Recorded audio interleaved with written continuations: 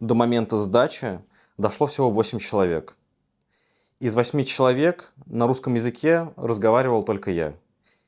Из всех, кто сдавали таким способом экзамен, я единственный, кто сдал вообще, и в частности на русском. Я сам не ожидал, что я, честно говоря, сдам.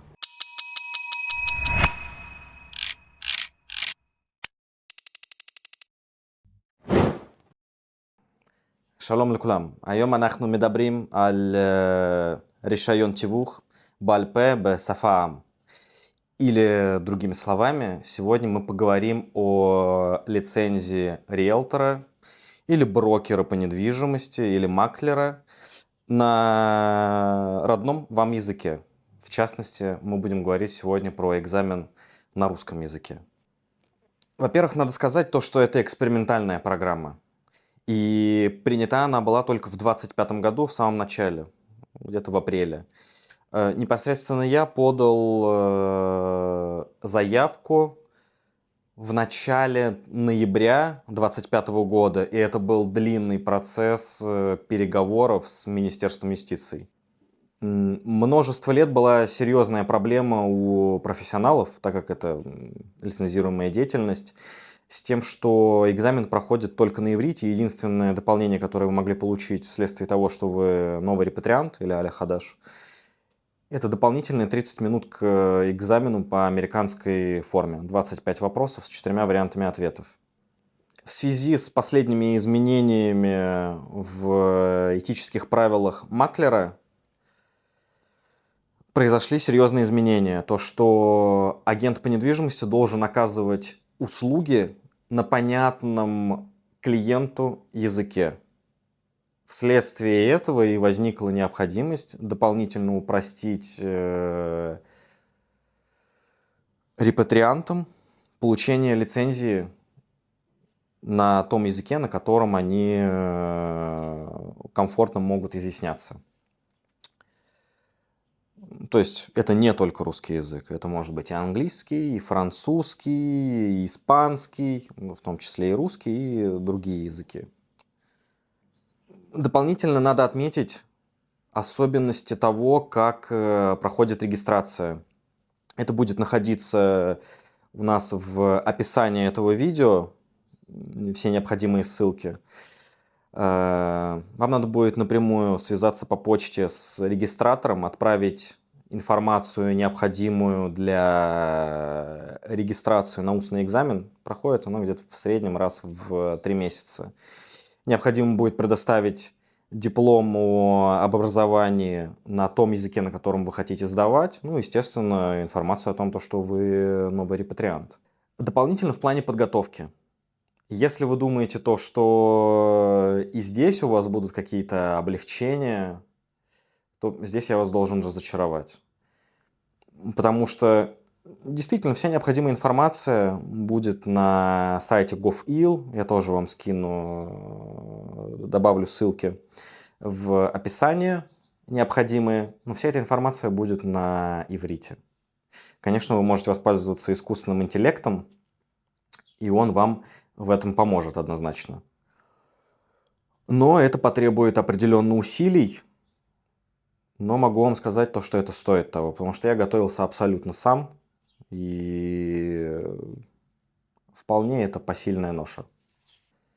Я думаю, многим будет интересно узнать, что из себя представляет экзамен. Вы, конечно же, можете это прочитать сейчас на сайте регистратора. Я вам расскажу о собственном опыте.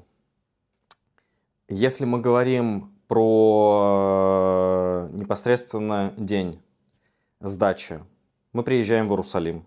Я, в частности, приехал в Иерусалим. Приехал в учреждение юстиции или Мисрат Мишпатим. И будем честны, организовано иногда это с балаганом в Израиле. И какое-то время у меня заняло найти непосредственно место, где будет проходить экзамен. А я прихожу и понимаю, что никого нету вообще. Ни переводчика, никого нету. Сижу, жду, какой-то мужик выходит. Он говорит: слушай, ты, наверное, тебе помощь какая-нибудь нужна? Я говорю: да, я ищу, где мне экзамен сдать. Он говорит: ну меня тут позвали, типа, посмотреть, кому-нибудь помощь нужна или нет. Дернули меня, в общем, в офисы, где они сидят. По закону написано, то, что экзамен проходит в районе 20 минут устно. У меня он проходил не 20 минут. У меня он проходил в районе 40 минут. Из экзаменаторов это был действующий маклер или действующий риэлтор и действующий юрист по специализации недвижимости. Ну, естественно, присутствовал переводчик. Но надо уточнить то, что переводчик не специализирующийся на недвижимости, а просто общего профиля. Перед вами будет лежать сборник законов для маклеров и обновленный сборник этических норм. Непосредственно примеров из судебных решений, связанных с деятельностью маклеров, у вас перед глазами не будет. И я буду честен, я сам этим не пользовался, и когда вы разговариваете с людьми там, это выглядит не как типичный экзамен, о котором вы, скорее всего, уже посмотрели в интернете, то, что у вас просто будет американская система 25 вопросов. И все, они, короче, начинают меня гонять. И вопросы не такие, как в тестах, если ты будешь их нарешивать, а типа давай поговорим по поводу договоров, по поводу сущности собственности, там, по поводу сущности аренды, по поводу налогообложения, по поводу регистрации, по поводу сложных сделок.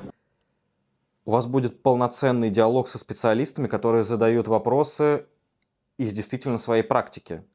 И их основная задача увидеть то, что вы действительно понимаете, о чем говорите, а не просто выучили пункты законов. То есть перед ними стоит задача дать вам лицензию, согласовать ее, так скажем, чтобы вам ее по итогу выдали, дать вам лицензию на основе того, что вы не себе не причините какого-то юридического, так скажем, вреда и последствий, не остальным участникам рынка. Это самая важная часть, которую проверяют экзаменаторы. Непосредственно мне сказали о том, что я прошел прямо на самом экзамене. И все, мы поговорили, они мне такие респекты накидывают, я думаю, ну, они, наверное, всем так говорят. И потом мне говорят, слушай, если мы тебя пропускаем, все, респект, это вообще когда приехал, и мы потом на иврите начинаем болтать.